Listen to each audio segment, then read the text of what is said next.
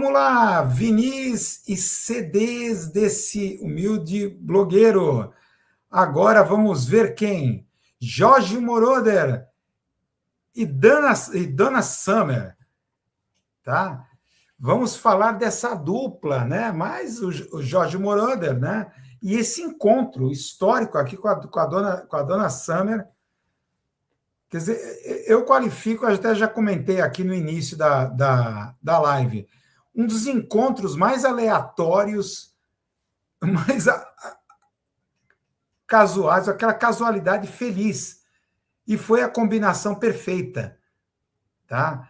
Que revoluciona a eletrônica no pop, via disco music, né? E com a Donna Summer injeta sensualidade e erotismo na disco music, que cá para nós estava iniciando-se muito careta nos Estados Unidos, né? Depois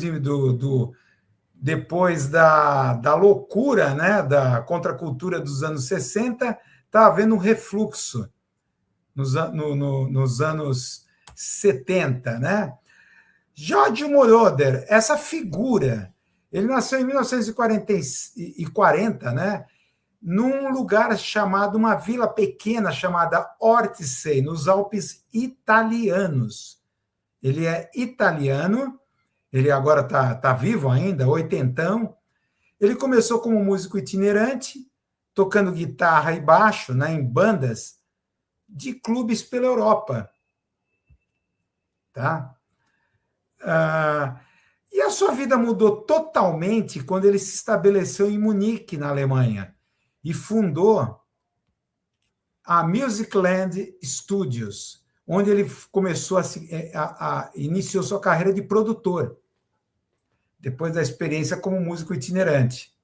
Tá? Lá ele encontrou a parceria com Pat Bellotti e começou a experimentar um tipo de som que ficaria conhecido como Munich Sound, que é uma mistura de batidas precisas, orquestrações luxuosas e a introdução revolucionária dos sintetizadores modulares, osciladores, sequenciadores e toda uma loucura, uma parafernália de eletrônica tecnológica que até então estava distante do pop.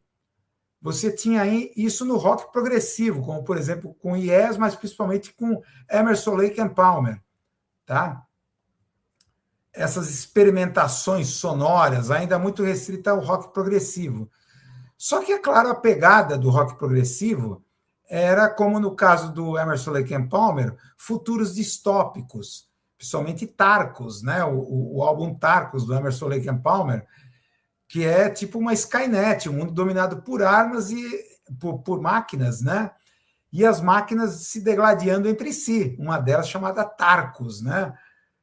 Um tanque de guerra com cara de javali, um negócio assim, uma coisa horrorosa. Tal. Mas ele, o Jorge Moroni, o que ele faz? Ele descobre que é capaz, osciladores, sintetizadores e sequenciadores, serem sensuais, transmitirem emoções. Tá? É a grande revolução que ele vai trazer. Por isso que ele é apelidado do pai da disco, pai da disco music.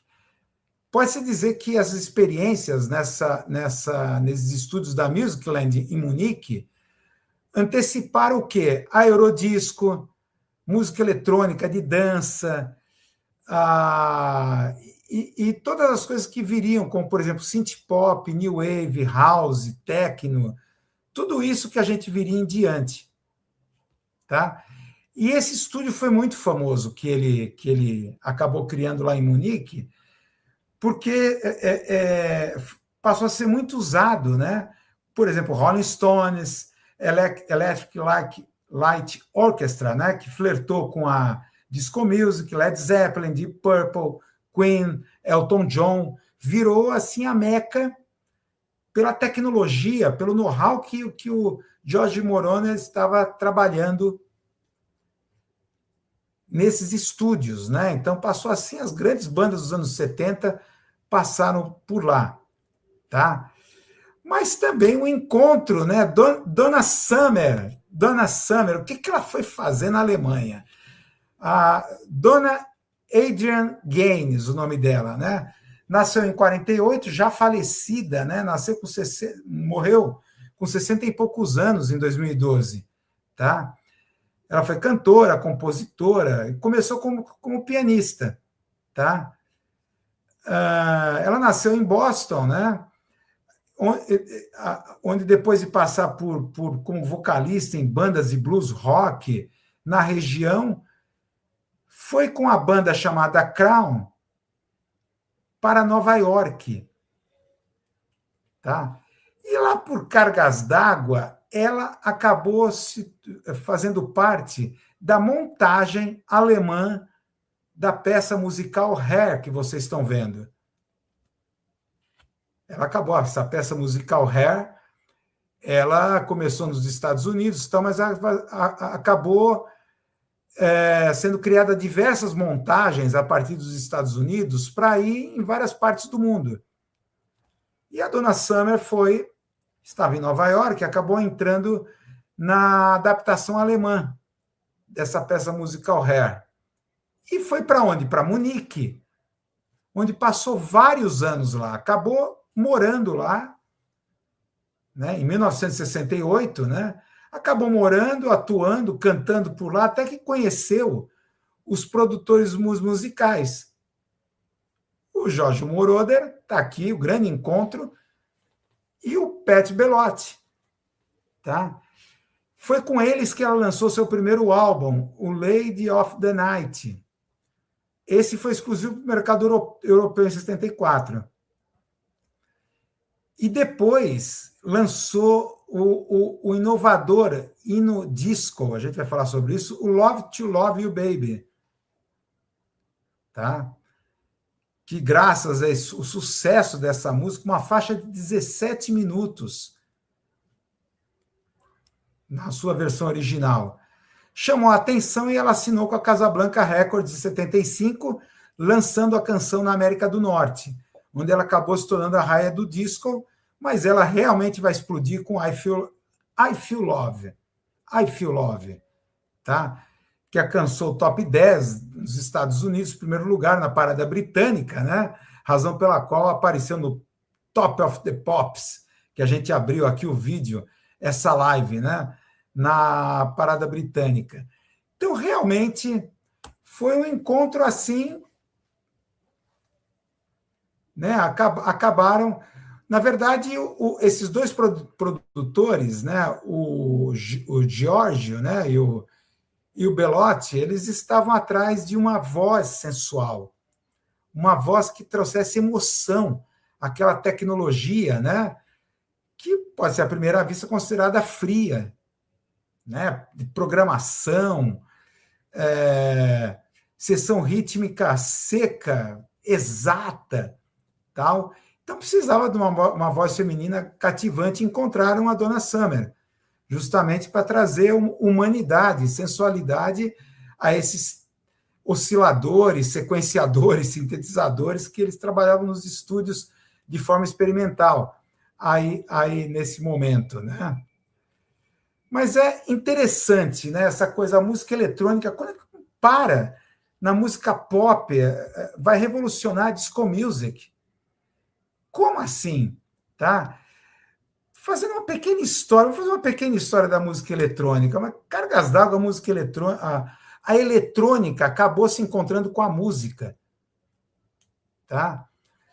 Tem esse primeiro período aqui antes da Segunda Guerra Mundial, que é essas duas, essa traquitana enorme, pesava 200 toneladas. O telarmônio, tá? Que pesava antes do sintetizador. Você tinha essa invenção aqui, eletromecânica, na verdade. O troço pesava 200 toneladas, imagina. Isso para retirar som. Tá? Telarmônio. Tá? E você tinha também esse aqui, que era bem mais leve e tal, o theremin, tocado sem toque, apenas movendo as mãos pelo ar. em torno daquela antena produzia sons, sons misteriosos, né? Muitos começaram a achar que isso era bruxaria, né? Não precisa dizer que na transmissão radiofônica do Guerra dos Mundos, o Orson Welles utilizou um theremin para criar os efeitos em estúdio que apavorou a costa oeste dos Estados Unidos, com esse som do theremin. Então você tinha nessa primeira fase essa vanguarda, né? E aquele gigante adormecido do telarmônio, né? Assustador. Nem o Keith Emerson conseguiria tocar um negócio desse, tá? Depois você teve, do pós-guerra, o laboratório sonoro, na música chamada música clássica de vanguarda, aqui o Karlheinz Stockhausen, tá? O francês Pierre Schaeffer também participou, a chamada música concreta. Você pode considerar aqui o nascimento do sampling, do sampler, muito utilizado depois, muitas décadas antes do hip hop, tá? Que eles começaram a usar fitas magnéticas para manipular os sons do mundo real. Trens, vozes, batidas, eles pegavam samplers, amostras de som, gravavam em fitas e manipulavam essas fitas magnéticas, cortavam, colavam, invertiam as fitas. Muitos desses efeitos acabaram sendo usados no Sgt. Pepper's Lonely Hearts Club Band, para criar aqueles efeitos hipnóticos, misteriosos, sonoros, da música dos Beatles, né? do Sgt. Pepper's. Tá? Muitos foram criados aqui pelo Karlheinz Stockhausen. Então você tem aqui a música concreta, mas ainda é uma coisa abstrata, barulhenta, ainda não é exatamente uma coisa pop, harmônica, algo audível, uma coisa puramente experimental, tá? Aqui do Stockhausen, desse alemão. Até que você tem a grande revolução, a revolução do sintetizador desse engenheiro chamado Robert Moog, tá? Robert Moog, tá? Que passou a criar sintetizadores Moog para os shows da banda Emerson, Lake and Palmer. Através dessa amizade com Keith Emerson, ele começou a produzir equipamentos os mais leves possíveis, especificamente para os shows do Emerson, Lake and Palmer. Tá? E aí você tem, por exemplo, os primeiros sintetizadores moduladores comerciais. Tá? E também o Andy Carlos. O Andy Carlos, vocês estão vendo aqui, o Kraftwerk. Tá? O Andy Carlos, que fez uma operação para transexual, né, nos anos 70, nos anos 80, ele acabou se tornando o Andy Carlos, né? O Andy Carlos. E ele produziu, claro, a trilha musical do Laranja Mecânica, está aqui, trilha musical do Laranja Mecânica, né? Do Walter Carlos, né? Era o nome dele, o nome civil, antes de se tornar o Andy Carlos, né?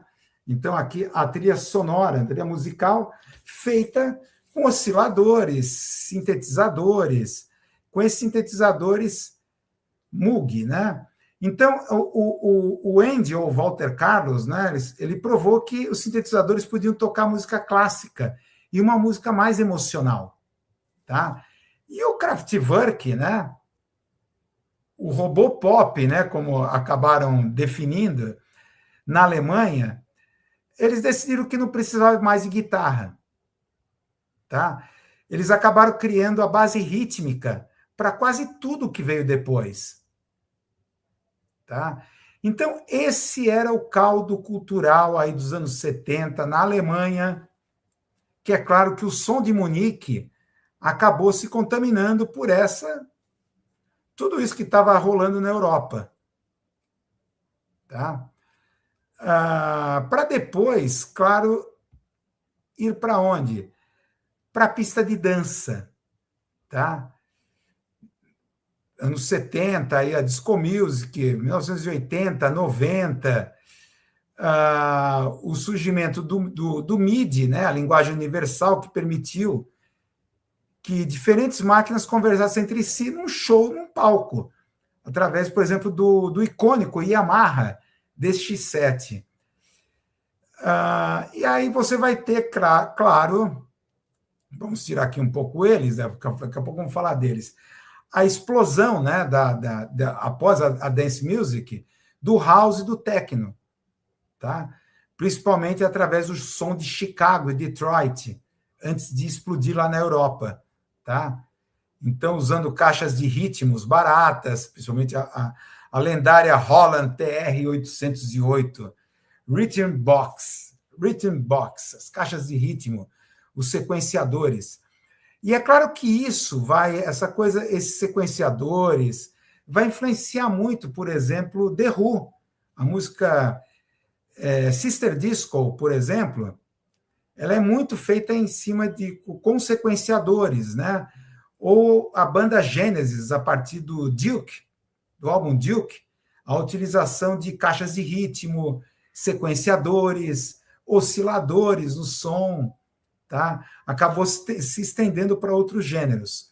Na disco music, a disco music norte-americana, você tinha bandas aqui como essas.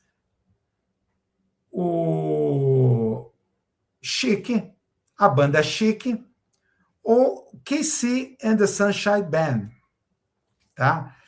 Bandas orgânicas, com orquestras, instrumentos acústicos, elétricos no máximo. E tinha uma pegada ainda, digamos assim, um tanto quanto careta do som, né? Então, era isso que você tinha, o cenário, tá? Então, uma música profundamente orgânica, fundamentada no baixo, né? No slap, né? O chamado slap, aquela maneira de tocar o baixo na disco music, e sessão de metais, tá? O George Moroder mudou totalmente o paradigma com esses trabalhos dele, tá? Primeiro, esse álbum experimental dele, de 1976, Eiselganger,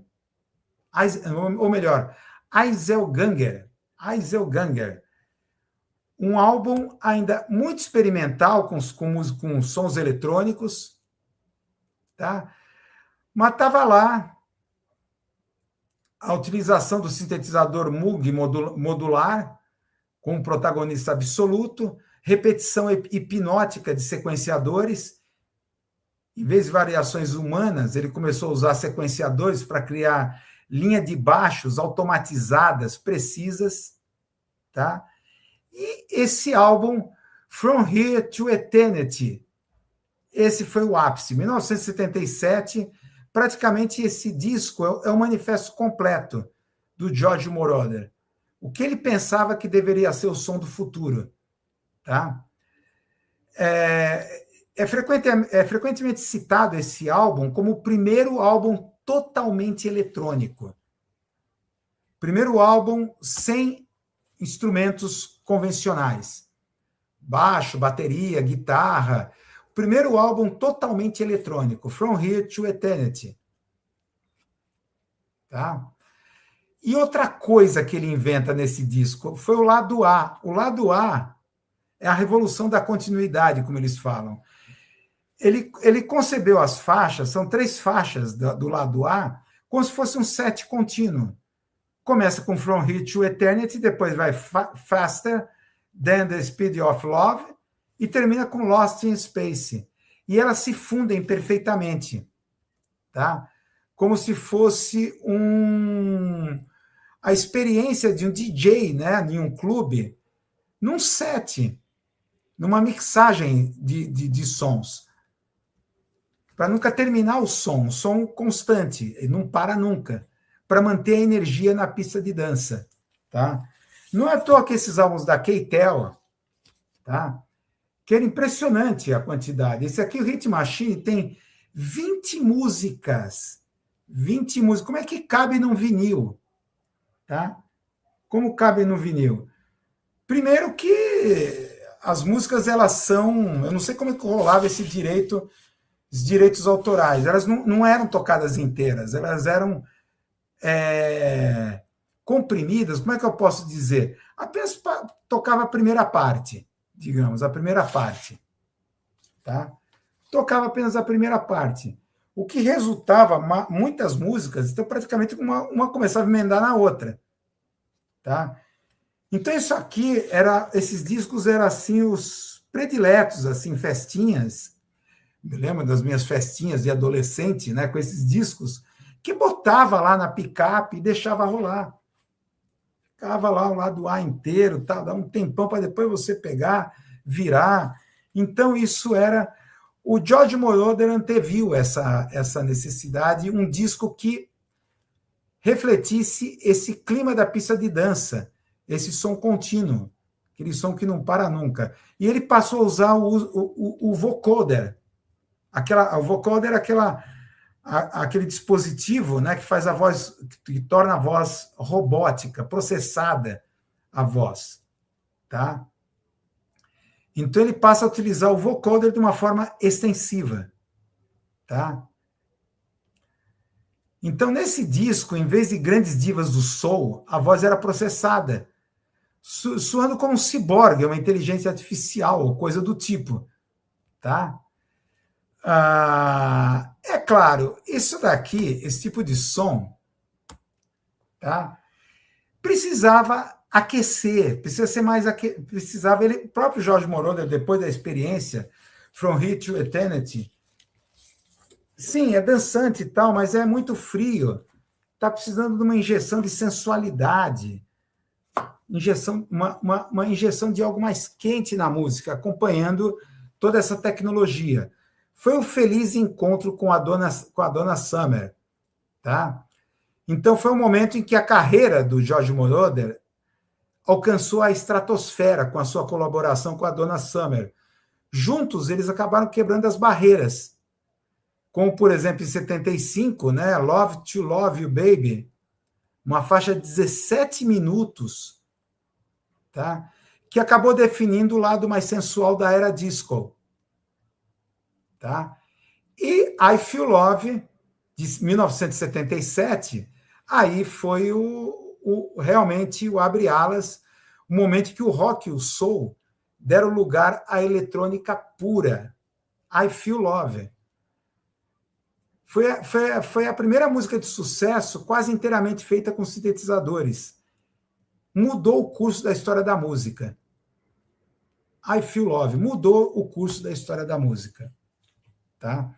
Foi a preparação de terreno do que viria depois a house, pós-disco music, né? O que viria depois a house em Chicago e Detroit, para depois explodir lá no Reino Unido, né? Tal. Moroder chegou à estratosfera com esse sucesso. Dana Summer virou a rainha da disco music nos Estados Unidos, voltou para os Estados Unidos, né?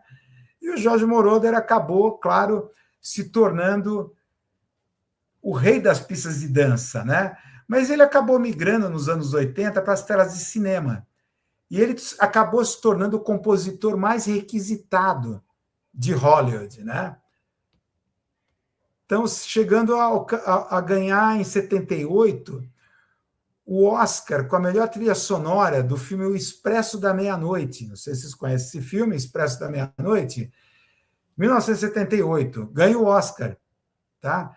E depois Flashdance, What a Feeling, o nome da música. Oscar de melhor canção original. E a trilha sonora completa do Scarface, de 1983. E incrível, até o Top Gun, até estava lá por trás da trilha musical do Top Gun, de 1986. Take My Breath Away, Oscar de melhor canção original. Alcançou a estratosfera, tá? Se tornou, assim, o compositor, né, o produtor preferido de Hollywood aí nos anos 80. Tá? Realmente, é incrível. Claro que isso aqui expressa muito o Zeitgeist, né? Essa coisa ficou definida como disco espacial. disco music espacial.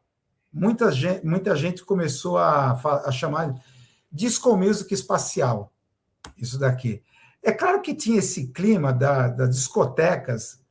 Em primeiro lugar, a gente tem que ver que os anos 70 estava vivendo esse refluxo, depois de toda a porra louquice da contracultura dos anos 60, não houve a revolução, não houve a mudança, houve a guerra do Vietnã, houve depois a renúncia de Nixon, a crise do petróleo, o início da depressão econômica norte-americana dos anos 70. Então, a discoteca era vista como um lugar de refúgio. E a música do Moroder, do George Moroder, estava oferecendo um tipo de escapismo transcendental. Então, continuava essa coisa hippie da paz e do amor. Você busca o quê numa discoteca? Paz e amor. Tá? Mas é claro que esse paz e amor não é mais na Terra, é no espaço, é nas estrelas. Tá? Daí que veio que essa disco music espacial pega. E a gente sabe que a discoteca não é também se sentir a paz e amor só nas estrelas. Também no barato da como é que a gente pode definir? Da alucinação consensual produzido pelas discotecas, as primeiras casas multimídias da história do entretenimento, na minha opinião. Tá? Para começar, aquele balão, aquela bola de vidro, né? O chamado raio laser dos pobres, né? A luz batia nela e incidia brilhos para todo lado na medida que girava.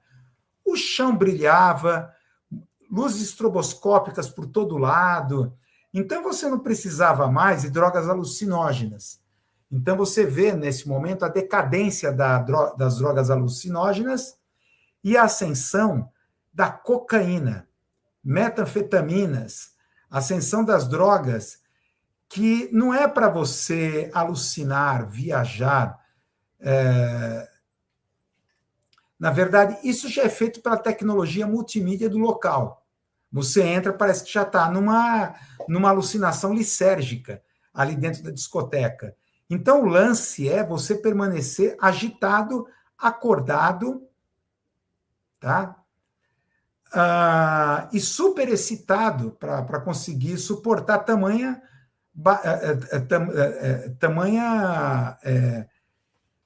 como é que se fala? Tamanho bombardeio sensorial que era uma casa dessa multimídia. Então é bem o Zeitgeist, né? O som do George Moroder reflete muito esse Zeitgeist, tá? Então é uma alucinação lisérgica consensual produzida por tecnologia. As drogas que vão entrar aqui vão ser de outro tipo, de outra orientação. São drogas mais individualistas, mais egoístas, mais droga do ego. Drogas para o ego. Tá? Depois da cocaína, metanfetamina, depois as drogas sintéticas, e assim por diante. Tá? Até chegar o doce, MD e essas coisas do tipo do gênero, tá? Mas o filme como Scarface, né? Aliás, é muito interessante, né? O George Moroder vai fazer a trilha musical do filme Scarface. Scarface mostra exatamente isso. A explosão da droga, da cocaína. Ali a cocaína que fez a disco music nos Estados Unidos, né? Foi a droga que sustenta. A gente sabe que para cada movimento pop tem uma droga correspondente, que turbina, que está ali acelerando a cena. A gente sabe. Toda cena tem uma droga. Tá? Então, essa aqui foi então, o Moroder, cara certo, no lugar certo, na hora certa, ofereceu esse som espacial para essa coisa escapista e hedonista dos anos 70. Paz e amor continua com a grande ambição da humanidade, mas o paz e amor agora não é mais na Terra, é no espaço. ou num ambiente que represente uma coisa completamente distinta do dia a dia, do cotidiano, que eram as discotecas. Tá? Então, é interessante uma coisa, depois dos anos 80, dessa explosão, que ele foi para a estratosfera, dominar os anos 70 e 80, o Moroder ele se afastou da música nos anos 90 e 2000. Ele acabou dedicando-se à arte visual, ao design, incluindo o protótipo de um supercarro. Imagina, o Cizeta Moroder V16T. Nunca ouvi falar desse carro, mas o cara fez o design. O seu retorno triunfal foi em 2013. O Daft Punk. O Daft Punk, essa dupla francesa, o convidou para participar do álbum Random Access Memories. E ele produziu a faixa Giorgio by Moroder. Moroder foi homenageado pelo Daft Punk em 2013. Então, nessa faixa, ele narra sua própria história sobre uma base disco futurista. A base da música, muito interessante, a base da música é a música disco futurista. O sucesso foi estrondoso, apresentando o mestre aqui, a origem de tudo, para essa nova geração de ouvintes e DJs. Tá? Ele ainda continua vivo, está aí na ativa, tá? Oitentão, mas infelizmente quem faleceu foi a Donna Summer, né? Ela faleceu em 2012, né? Com 63 anos. Morreu jovem, 63 anos é o que eu tenho, meu. 63 anos. Bom, sei lá, eu acho que eu morri. Bom, é outra teoria que eu tá num outro universo alternativo quântico depois daquele acidente. Bom, deixa para lá. Deixa para lá. Oh, que viagem, meu, de blogueiro. Então, essa foto aqui deles dois juntos, se encontrando numa festa em 2010. George Moroder e a Donna Summer. Aqui,